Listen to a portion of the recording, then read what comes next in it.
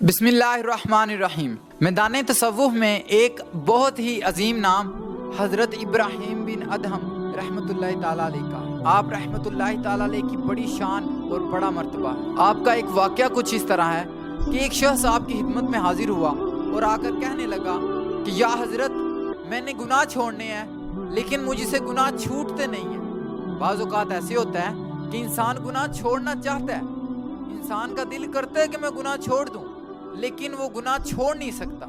کچھ اس طرح کی کیفیت پیدا ہو جاتی ہے۔ تو وہ شخص آ کے کہتا ہے کہ میں گناہ چھوڑنا چاہتا ہوں لیکن گناہ چھوٹتے نہیں ہیں۔ تو آپ فرماتے ہیں کہ 5 چیزیں میں بیان کرتا ہوں جس سے آپ کے لیے گناہ چھوڑنا آسان ہو جائے گا۔ تو حضرت ابراہیم بن ادہم نے 5 چیزیں بیان کی۔ وہ انشاءاللہ عز و جل ہم 5 چیزیں پڑھیں گے کہ وہ 5 نسخے، وہ 5 وظیفے کون سے ہیں، وہ کون سی 5 چیزیں ہیں جن کے ذریعے سے ہم گناہ چھوڑ سکتے ہیں۔ تو حضرت ابراہیم بن ادہم ارشاد فرماتے ہیں کہ اگر تو گناہ کرنا چاہتا ہے تو گناہ کر، اگر تو گناہ کرنا چاہتا ہے تو گناہ کر، مگر اللہ تعالیٰ کا رزق کھانا چھوڑ دے۔ کتنی بری بات ہے، اس کا رزق بھی کھائے اور پھر بھی گناہ کرے، اس کی نافرمانی کرے۔ پہلا کام یہ کر، اگر تو گناہ کرنا چاہتا ہے تو گناہ کر لیکن اس کا رزق آنا چھوڑ دے۔ تو وہ شخص کہنے لگا کہ ایسا نہیں ہو سکتا، سارا کچھ پیدا کردہ اللہ تعالیٰ کا ہے، سارا رزق اللہ تعالیٰ کی طرف سے ہے، میں وہ کھانا نہیں چھوڑ سکتا، آپ کوئی دوسرا طریقہ بتائیں۔ آپ فرماتے ہیں اگر تم نے گناہ کرنا ہے تو گناہ کرو، لیکن کسی ایسی جگہ پہ چلے جاؤ جہاں پہ اللہ تعالیٰ کی زمین نہ ہو، اللہ تعالیٰ کی سرحد نہ ہو، کسی دوسرے کی سرحد میں چلے جاؤ۔ تو وہ شخص کہنے لگتا ہے کہ یہ بھی ناممکن ہے کہ میں کس جگہ پہ جا کے گناہ کروں، ساری زمین ہی اللہ تعالیٰ کی ہے۔ تو آپ فرماتے ہیں کتنی بری بات ہے کہ اس کی زمین میں بھی رہے اور گناہ بھی کرے، اس کی زمین میں بھی رہے اور اس کی نافرمانی بھی کرے۔ کوئی بادشاہ بھی، کوئی شخص بھی گوارا نہیں کرتا، کہ ایک باپ گوارا نہیں کرتا کہ بچہ میرے گھر میں رہے اور میری بات نہ مانے۔ کوئی بادشاہ بھی گوارا نہیں کرتا کہ اس کی رعایا اس کی بات نہ مانے۔ تو فرمایا کہ تیسری چیز یہ ہے کہ اگر تم گناہ کرنا چاہتے ہو تو تم گناہ کرو، لیکن ایسی جگہ پہ چلے جاؤ جہاں پہ اللہ تعالیٰ دیکھ نہیں رہا۔ وہ شخص کہنے لگا کہ ایسی تو کوئی جگہ بھی نہیں ہے کہ جدھر اللہ تعالیٰ دیکھ نہیں سکتا، وہ ہر جگہ پہ دیکھ سکتا ہے۔ تو آپ فرماتے ہیں تو پھر کتنی بری بات ہے، تم وہ دیکھ بھی رہا ہے، تم پھر بھی اس کی نافرمانی کر رہے ہو۔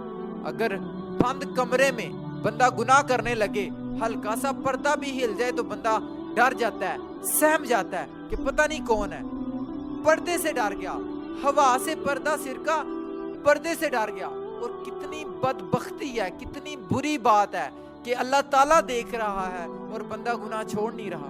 فرمانے لگے اگر تو گناہ کرنا چاہتا ہے تو گناہ کر، لیکن ایسی جگہ پہ چلے جا جہاں اللہ تعالیٰ دیکھ نہیں رہا۔ اس شخص نے کہا کہ میں ایسی جگہ کوئی نہیں جدھر اللہ تعالیٰ نہیں دیکھ سکتا، میں یہ طریقہ بھی استعمال نہیں کر سکتا، مجھے گناہ چھوڑنے کا کوئی اور طریقہ بتا دو۔ حضرت ابراہیم بن ادہم ارشاد فرماتے ہیں پھر چوتھا طریقہ یہ ہے کہ جب ملک الموت آئے، جب موت کا فرشتہ آئے تو تم اس سے عرض کرنا کہ تھوڑی مہلت دے دو تاکہ میں توبہ کر لوں اور اللہ کی بارگاہ میں حاضر ہو جاؤں کہ توبہ تو کی ہوگی کہ اتنے گناہ کیے ہیں، یا اللہ مجھے معاف کر دے، میں نے اتنے گناہ کی، اتنی تیری نافرمانیاں کی، لیکن دیکھ میں توبہ کر کے تیری بارگاہ میں حاضر ہو گیا ہوں۔ وہ کہنے لگے کہ پھر تو توبہ کر لینا، ملک الموت سے تھوڑی سی مہلت مانگ لینا۔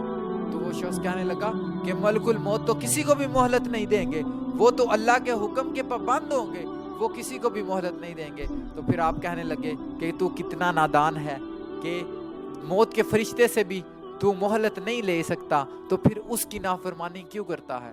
وہ شخص کہنے لگا کہ یہ وظیفہ بھی میرے لیے نہیں ہے، کوئی اور وظیفہ بتائیں، کوئی اور طریقہ بتائیں کہ میں گناہ چھوڑ دوں، میں چھوڑنا چاہتا ہوں۔ آپ رحمت اللہ تعالیٰ ارشاد فرماتے ہیں کہ 5واں وظیفہ یہ ہے کہ جب اللہ تعالیٰ حکم فرمائے جہنم کے فرشتوں کو، تمہارے بارے میں جب فیصلہ ہو جائے کہ اس کو جہنم میں لے جاؤ، اللہ تعالیٰ فرشتوں کو حکم دیں کہ اس کو جہنم میں پھینکو، فرشتے تمہیں پیشانی کے بالوں سے پکڑیں اور جہنم کی طرف لے کے جائیں، اس وقت فرشتوں سے کہنا کہ مجھے چھوڑ دو، میں نے اللہ تعالیٰ سے معافی مانگنی ہے، میں نے तौबा करनी है, तो उस वक्त की तौबा, उस वक्त की माफ़ी किसी काम की नहीं है। आला हजरत फरमाते हैं अल्लाह ताला और रसूलुल्लाह सल्लल्लाहु ताला अलैहि वसल्लम, अल्लाह को राज़ी करना ही हुजूर को राज़ी करना है। खुदा की रज़ा चाहते हैं दो आलम, और खुदा चाहता है रज़ाए मुहम्मद। आला हजरत फरमाते हैं कि उस दिन का पछतावा किसी काम का नहीं होगा। आज ले उनकी पनाह, आज मदद मांग उनसे, कल ना मानेंगे क़यामत में अगर मान गया।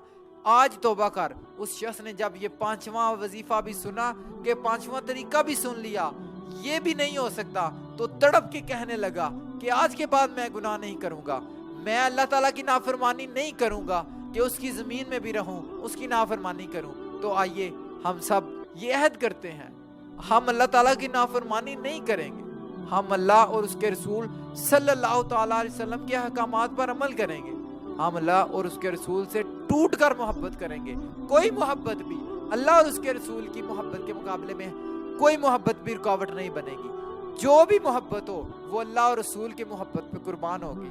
आए हम अहद करते हैं, अल्लाह ताला से दुआ है अल्लाह ताला हमें पक्की सच्ची तौबा करने की तौफीक अता फरमाए।